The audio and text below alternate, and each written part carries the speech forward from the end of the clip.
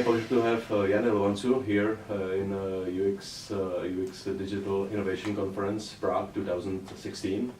Janne comes from Finland and he is Vice President of UX research and company who is helping customer create a better product related to the customer needs. So, Janne, my first question here is starting with the UX approach. It could be quite a headache for company on the C-level. And what's your recommendation for you? How the people could start, and what is your recommendation for their approach from where to start and how to go to adapt UX within the company? Mm. Yeah, thanks very much for having me here. It's a great city, and this is my first time, but luckily I arrived a bit early, so I get a great view that the old historic buildings that you have here. Coming to your question, I think it's easy to start small, like a bit of a pilot. Lots of companies that we work with the big companies like telecom operators or banks. It's easy to get choked in the design department or business department if you try to grasp all the interaction points with all your products or services and try to have them all in the same place. So it just doesn't really work. But what you could do, because everybody is renewing their services and bringing new products to the market every now and then. So pick a product that is up and coming. Do something small to that, and instead of just doing things as they always have been, start by the customer experience first. Maybe create a customer journey maps. What should it be if everything goes well? So create the hypothesis. This is how we would like it to go, and then run through that through your own company, and then try it out with customers and start small. So when you start seeing these quick wins, like okay, we did this in 2 weeks and we actually get really good customer traction, then you have a quick win that you can explain and show that this is how we did it, and get more people on board, and maybe show it to the next business line. Why don't you try the same as we did and get these great results? Yeah. And that's how you get the ball moving, instead of just deciding up front that no, it's too much for us, we cannot take it. Okay, thank you. I have heard about customer journey. Is it more process, or is it tool or process? What is the? I think at its simplest, it is just a tool. So there's a timeline and there's the experience scale, and scale can be anything like from 1 to 10 or something like that, and then you measure it from the 0 when people have something in their head like, okay, I will need a new telephone, to the end that where they are actually using them, and you map the timeline, and you see how good the experience is, where does it happen, who's in control of that touch point, and so on. Okay, thank you. What does it need to ensure that the brand recognition and can we conduct successful dialogue around this within the company or the customer? I think there is you need to have a really consistent tone of voice in all the channels. I take an example, for example, customer service. So customer service is typically very scripted.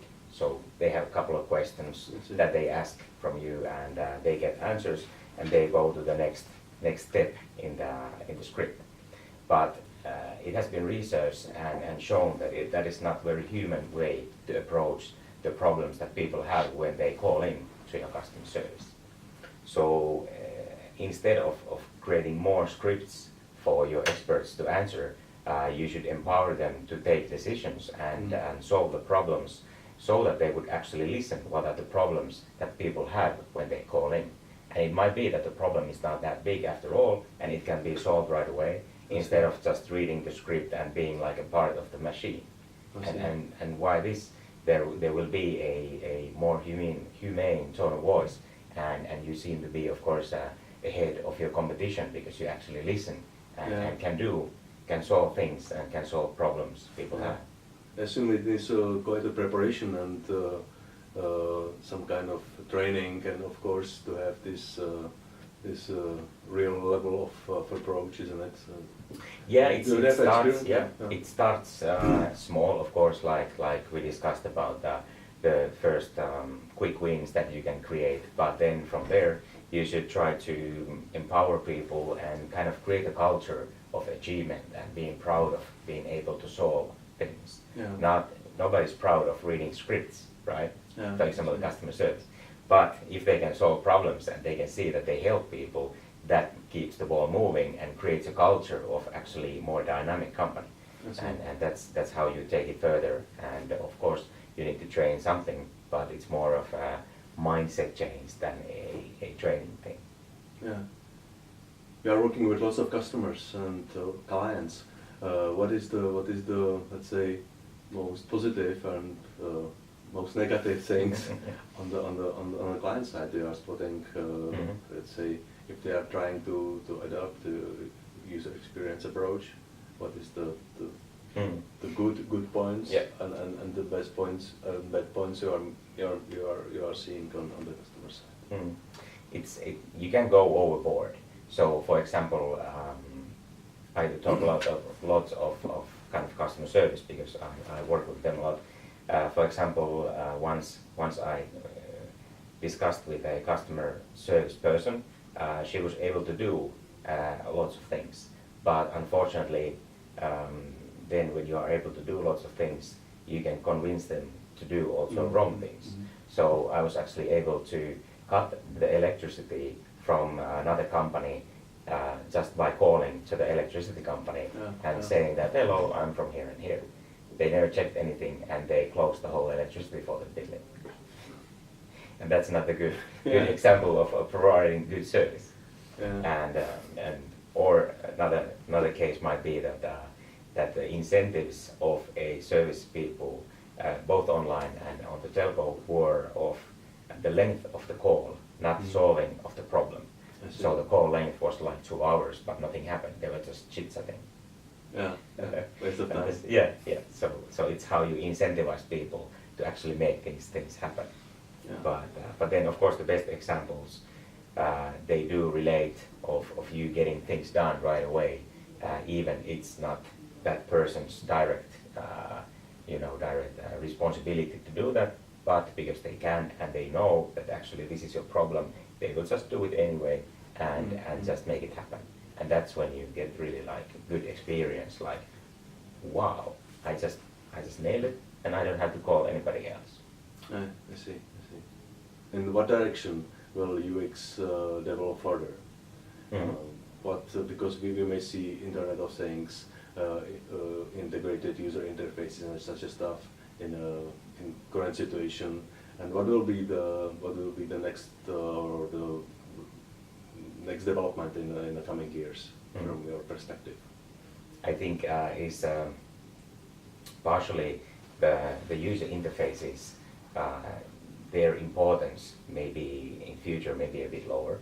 So people don't like to use the VCR anymore. They like to see the blockbuster movie. So not to use the device. Or in the similar way in the application development, you like to see dashboards. You want to see information graphics. You don't want to see navigation or search boxes. You want to see the information there is. And that is of course a strong trend that has been there for a while. And that enables organizations then to focus their efforts more holistically on the customer experience or the user experience. And especially if it's devices, they can start to think that how to improve installation of the devices or stuff like that. And that requires another kind of another profession that will be quite big in future, if it's not already, is this C-level CX people or UX people.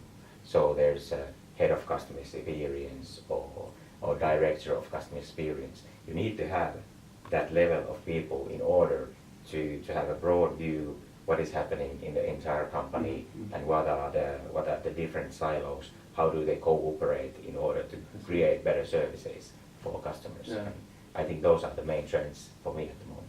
Okay.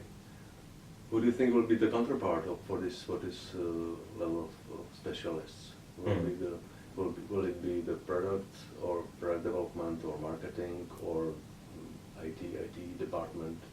I think they are negotiating. They are basically on the same level as head of marketing or head of product and head of service. There will be a new class called head of CX, for example, or head of UX, and those are counterparts. So they will discuss how to enhance products and experiences, or products with experiences, and how to have marketing there. And they will then make the high-level programs that will actually be the future for the whole company, because that's the glue that takes them all together. Janne, thank you very much for your answers. Thanks for having me. It's great really to be pleasure here. it's my pleasure to have you here, and hopefully see you next time in Prague. Definitely. Thank you. Thank you very much.